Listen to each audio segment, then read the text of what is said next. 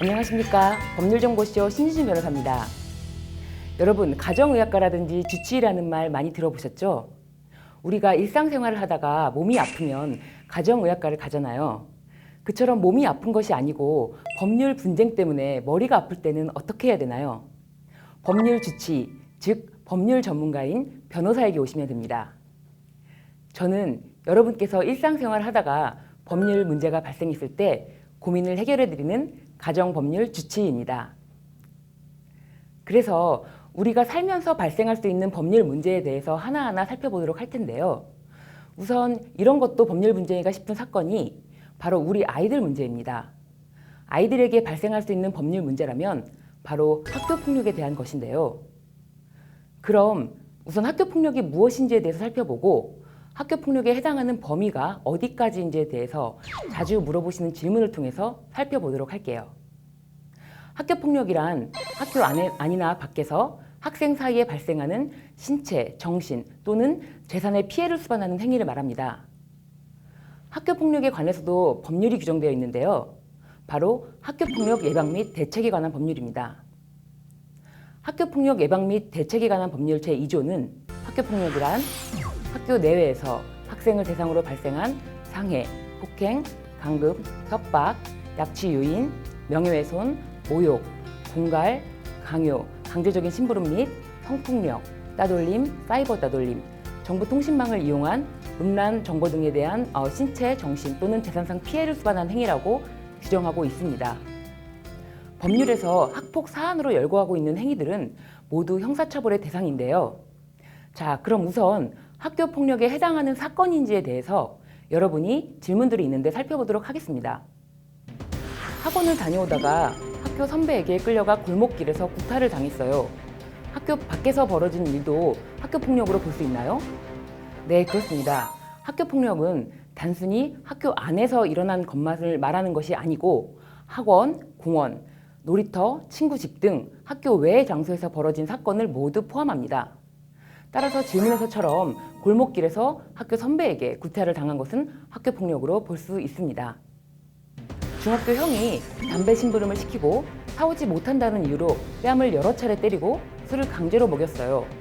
같은 학교 학생도 아니고 전 초등학생인데 그 형을 학교폭력으로 신고할 수 있나요?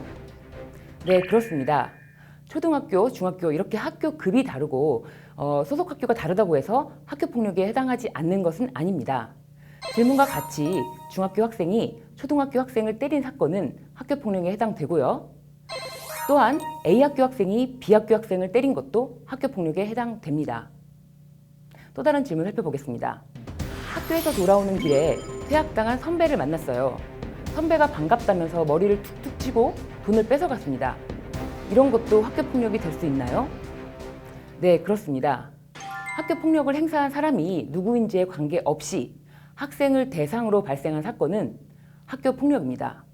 따라서 자퇴 등을 해서 현재 학생이 아닌 사람에게 맞은 경우에도 피해자가 학생이라면 학교폭력으로 볼 수 있습니다. 자, 여러분, 이제 학교폭력이 어떤 것인지 잘 이해가 되셨나요? 그러면 학교폭력이 발생했을 때 어떻게 대처해야 될지에 대해서 살펴보도록 하겠습니다. 질문이 있습니다. 같은 학교에 다니는 선배가 자주 저를 협박합니다. 무서워서 학교 가기 싫은데 저는 어떻게 대처해야 하나요? 학교폭력으로 피해를 당한 학생은 부모 또는 교사에게 그 사실을 알리거나 학교에 학폭위에 신고할 수 있습니다. 그렇다면 학교폭력대책자치위원회, 즉 학폭위는 어떻게 구성될까요? 학교폭력대책자치위원회란 학교폭력 예방 및 대책에 관한 사항을 심의하기 위해서 학교에 설치한 기관을 말하는데요. 학폭위는 위원장 1인을 포함하여 5인 이상 10인 이하의 위원으로 구성되는데 전체 위원회 과반수를 학부모 전체 회의에서 직접 선출된 학부모 대표로 위촉하여야 합니다. 학폭위 위원은 해당 학교의 교감, 해당 학교 선생님들 중에서 학생 지도 경력이 있으신 분, 학부모 대표, 해당 학교를 관할하는 경찰서 소속 경찰 공무원, 이렇게 학교장이 임명 또는 위촉을 합니다. 학폭위위원회 과반수를 학부모 전체 회의에서 직접 선출된 학부모 대표로 위촉해야 하는데 학부모 전체 회의에서 학부모 대표를 선출하기 곤란한 사유가 있는 경우에는 학급별 대표로 구성된 학부모 대표회에서 선출된 대표로 위촉할 수도 있습니다. 학교 폭력으로 피해를 당한 학생은 부모님 또는 선생님에게 그 사실을 알리거나 학교의 학폭위에 신고할 수 있습니다. 피해 학생이 학폭위에 신고한 경우 학폭위는 피해 학생이 보호를 위해서 필요하다고 인정되면 피해 학생에 대해 학내외 전문가에 의한 심리 상담 및 조언, 일시보호, 치료를 위한 요양, 학급 교체, 그 밖에 피해 학생 보호를 위한 조치를 할 것을 학교장에게 요청할 수 있습니다. 학폭위에서 가해 학생에 대해서는 어떤 조치를 내리는지 이 또한 학교폭력법 제17조에 규정되어 있는데요. 제1호는 피해 학생에 대한 서면 사과, 제2호는 피해 학생에 대한 접촉 및 협박, 보복 행위를 금지하는 것, 제3호는 학교에서의 봉사, 4호는 사회봉사, 제5호는 학내외 전문가에 의한 특별 교육 이수 또는 심리치료, 제6호는 출석 정지, 제7호는 학급 교체, 제8호는 전학, 제9호는 퇴학 처분, 그리고 학폭위에서의 조치와는 별도로 형사, 민사상 절차도 함께 진행할 수가 있습니다. 수사기관에 대한 고소를 살펴볼게요. 학교폭력의 피해자는 가해자를 수사기관, 즉 경찰 또는 검찰에 고소할 수 있습니다. 다만 가해 학생이 만 10세 이상 14세 미만이면 촉법 소년으로 소년법원에서 재판을 받을 수 있고요.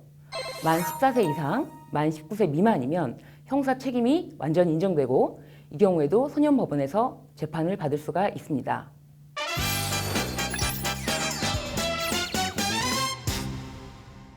이번 주제 우리 자녀에 대한 가장 큰 걱정인 학교 폭력에 대한 키포인트는 우선 우리 아이가 피해 학생이든 가해 학생이든 무슨 일이 생기면 바로 부모님께 이야기할 수 있도록 해주어야 합니다.